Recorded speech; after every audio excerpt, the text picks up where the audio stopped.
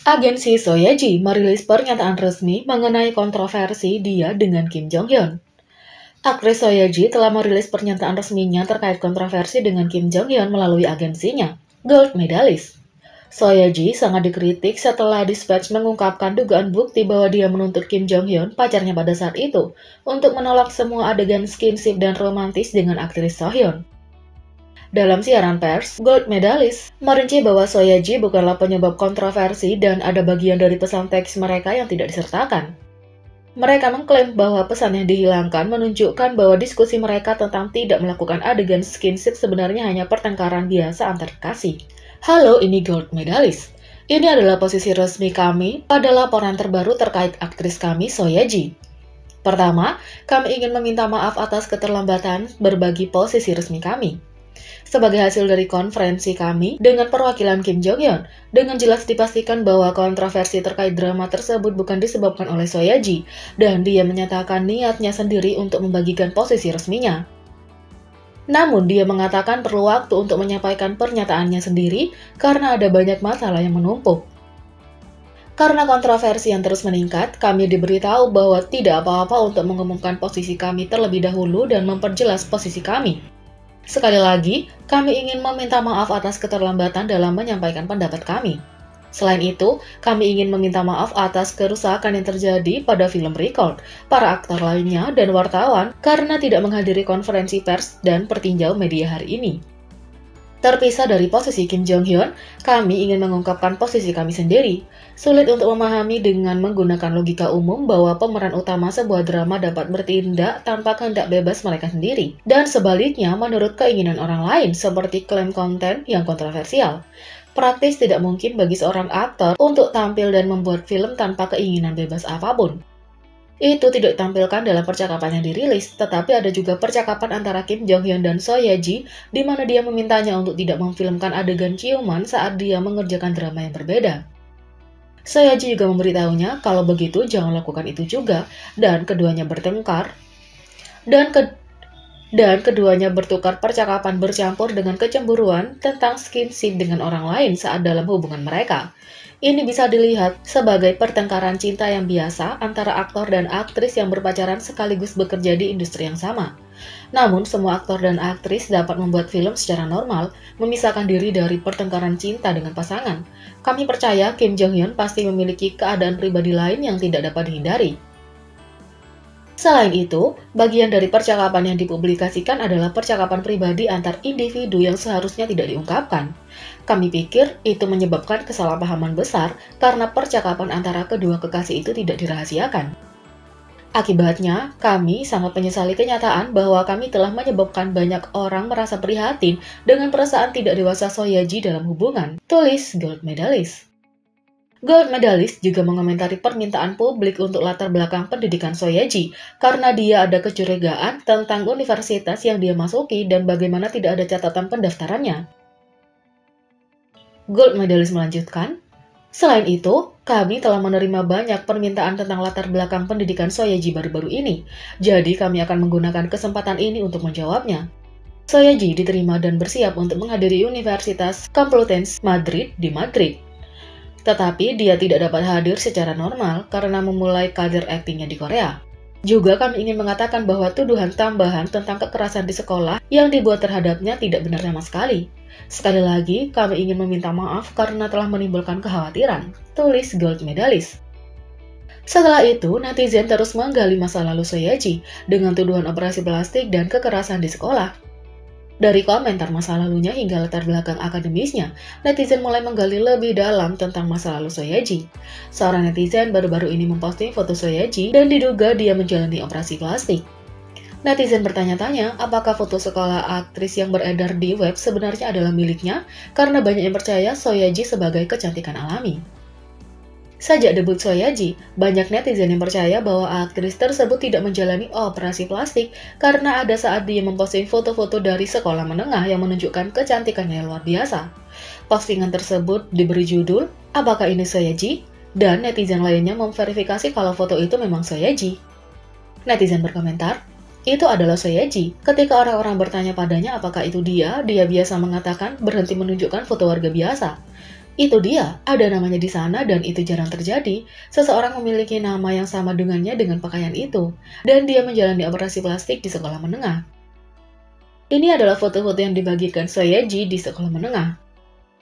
Nyatanya, beberapa jam kemudian, sebuah postingan dibuat di komunitas online. Beberapa netizen yang mengaku sebagai teman sekolah Soyeji membenarkan kalau Soyeji memang menjalani operasi plastik. Seorang netizen berkomentar, "Saya benar-benar teman sekolah Soyeji. Saya bersumpah atas nama pengguna saya. Saya ingat kelopak matanya telah dikerjakan selama tahun terakhir sekolah menengahnya, dan kemudian matanya diperbesar dengan melakukan apikantoplasti di sekolah menengah. Saya ingat karena dia menunjukkan semua teman sekelas kami dan memberitahu kami apa yang dia lakukan. Lalu dia melakukan pekerjaan hidungnya. Saya tidak bisa mengenalinya karena hidungnya." Netizen lain menunjukkan bahwa Soyeji sebenarnya adalah seorang pengganggu dan terlibat dalam kekerasan sekolah.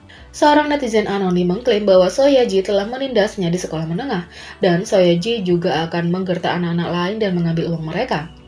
Netizen tersebut menulis, "Dia menindas banyak anak, termasuk saya selama sekolah menengah. Dia akan mengambil uang kami, meminjam uang dan tidak pernah mengembalikannya. Teman sekolah saya mengatakan kepada saya bahwa pelaku intimidasi tersebut memulai debutnya sebagai aktor dan mengubah wajahnya. Aku melihat dan aku tidak mengira itu dia karena wajahnya berubah begitu banyak. Tetapi mereka mengatakan itu adalah dia. Fotonya sekarang sangat bagus dan dia memiliki citra yang ceria. Aku sangat kesal melihat orang yang tidak punya hati nurani ini. Dia juga sering muncul di iklan." Netizen lain berkata, "Sungguh menakjubkan bagaimana tidak ada yang membicarakan hal ini. Dia adalah seorang pengganggu. Aku bahkan mengiriminya DM di Instagramnya meminta dia untuk meminta maaf. Tetapi dia mengabaikannya. Aku pikir aku seharusnya tidak menonton TV dan menguburnya, tapi kurasa ini pasti akan meledak. Saat aku di sekolah menengah, dia meminta aku untuk nongkrong, tapi dia hanya membutuhkan seorang budak.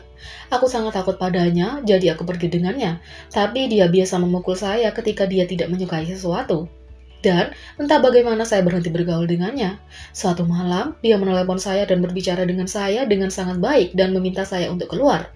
Dia mengatakan kepada saya bahwa dia tidak akan menggertak lagi, tetapi ketika aku keluar, dia memiliki gadis-gadis lain di bawahnya dan membuat mereka menamparku. Aku ingat aku merasa kasihan pada ibuku sehingga aku bahkan tidak bisa menatap matanya. Kupikir itu dua orang dengan nama yang sama, tapi dia memiliki suara yang unik, jadi aku mengenalinya." Berbagai akun bullying sekolah Soyeji lainnya telah disusun dan dibagikan di komunitas online. Setelah itu, aktris Soyeji diserang sekali lagi dan kali ini diduga dilakukan oleh mantan staf. Seorang netizen yang mengaku sebagai mantan staf memposting eksposur panjang yang mengungkapkan dugaan pelecehan yang mereka derita di tangan aktris It's Okay to Not Be Okay ini. Mantan staf itu memulai dengan berbagi rasa ngeri yang dirasakan tim setiap kali mereka harus bekerja dengan Soyeji. "Di perusahaan kami semua akan berjuang agar tidak perlu bekerja sama dengan Soyeji. Saya akan menangis dan memberitahu perusahaan saya bahwa saya tidak ingin bekerja dengannya. Tetapi mereka selalu mengatakan kepada saya untuk menjilatnya dan melakukan untuk membantu karir saya lebih jauh. Saya akhirnya bekerja dengannya selama beberapa tahun karena itu," tulis mantan staf. Ini adalah saat mereka mulai berbagi pelecehan verbal yang mereka alami saat bekerja dengan aktris tersebut. Mantan staf itu juga membagikan metode menakutkan yang akan digunakan Soyeji untuk menanamkan rasa takut pada stafnya. Dia menulis, "Saat bekerja, dia akan selalu mengutuk kami. Saya tidak berpikir dia tahu perokok pasif yang akan kami dapatkan, tetapi dia selalu merokok di dalam mobil dan akan selalu membuat kami membelikannya lebih banyak rokok. Jika kami membuat kesalahan kecil apapun, dia akan meriaki kami sambil meniup asap ke wajah kami," tulis mantan staf ini. Post asli dari semua yang menceritakan ini mengakui bahwa meskipun mereka ingin merekam bukti dari semua pengalaman mereka tidak dapat melakukannya karena pemeriksaan telepon terus-menerus yang diminta oleh aktris tersebut. "Dia akan memeriksa ponsel kami secara berkala sehingga saya tidak dapat merekam apapun," tulis mantan staf. Mereka melanjutkan dengan mengungkapkan rasa frustasi mereka terhadap aktris tersebut. Mereka berbagi bahwa semuanya berputar di sekitar aktris dan bagaimana perasaan hari itu. Mereka mengungkapkan bahwa jika Soyeji dalam suasana hati yang buruk, diharapkan semua orang cocok dengan suasana hatinya. Setiap kali dia mengatakan bahwa dia dalam suasana hati yang buruk, dia tidak pernah makan apapun sehingga kami tidak bisa makan.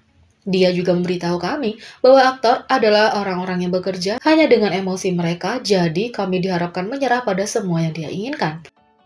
Apakah Anda satu-satunya manusia karena Anda mengatasi emosi Anda, saya JC?